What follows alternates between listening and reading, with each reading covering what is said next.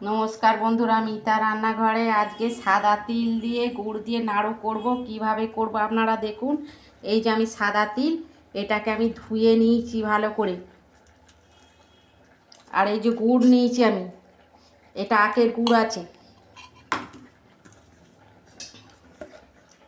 তিলটা আমি শুকনো খোলায় একটু নেড়ে নেব।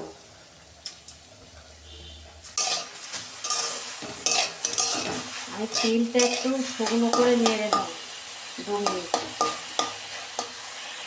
দেখুন বন্ধুরা, তিলটা আমি নেড়ে নেড়ে অল্প হালকা লাল লাল করে নিয়েছি। তিলে কাঁচা গন্ধটা থাকবে না, সেই জন্য আমি ভেজে নিয়েছি। এই যে বন্ধুরা, গুড়টা আমি কড়াই দিয়ে দিচ্ছি।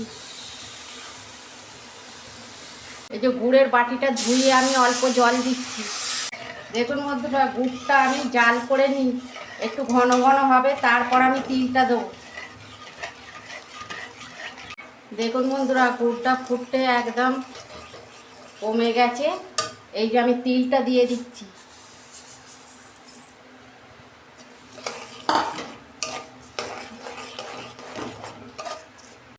দেখুন বন্ধুরা, আমি তিলটা সব দিয়ে দিয়েছি। তো এবার গ্যাসের ফ্লেমটা একদম আস্তে করে আমি পাক দেবো। নারকেল নাড়ুর মতন পুরো হবে। আপনারা এরকম করবেন, এই তিলের নাড়ু খেতে খুব ভালো লাগে। দেখুন বন্ধুরা, আমি নেড়ে চেড়ে একদম শুকনো করে নিয়েছি। আর 2 মিনিট নাড়বো, নাড়লেই আমার তিলের নাড়ু হয়ে যাবে। আপনারা এরকম কিন্তু করবেন। এরকম তিলের নাড়ু কোনো পুজোর দিনে কিনে আনবেন কেন, ঘরে করা যাবে। এরকম করবেন, দেখবেন পুজোতে দেওয়া যাবে, খেতেও ভালো লাগে। দেখুন বন্ধুরা, আমার হয়ে গেছে। আমি গ্যাস বন্ধ করে দিয়েছি। এবার নাড়ুটা আমি পাকাবো ঠান্ডা হলে। দেখুন বন্ধুরা, অল্প ঠান্ডা হয়েছে। এটা গরম গরমই করতে হয়, খুব আবার ঠান্ডা হয়ে গেলে হবে না। এই দেখুন তিলের নাড়ুটা দেখুন কত সুন্দর হচ্ছে। দেখুন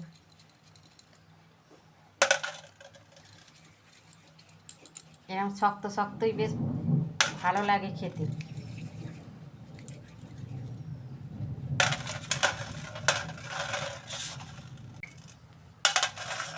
দেখুন বন্ধুরা, আমি সব কটা নাড়ু পাককে নিই, তারপর আপনাদের দেখাচ্ছি।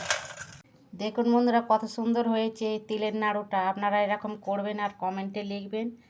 আর আমার তিলের নাড়ুটা কেমন হয়েছে আমার পাশে থাকবেন, লাইক কমেন্ট আর সাবস্ক্রাইব করবেন। আর প্রচুর প্রচুর শেয়ার করে দেবেন। এর আমি নিত্য নতুন রেসিপি আপনাদের করে দেখাবো। সবাই ভালো থাকবেন, সুস্থ থাকবেন। দেখা হচ্ছে পরের ভিডিও। ধন্যবাদ।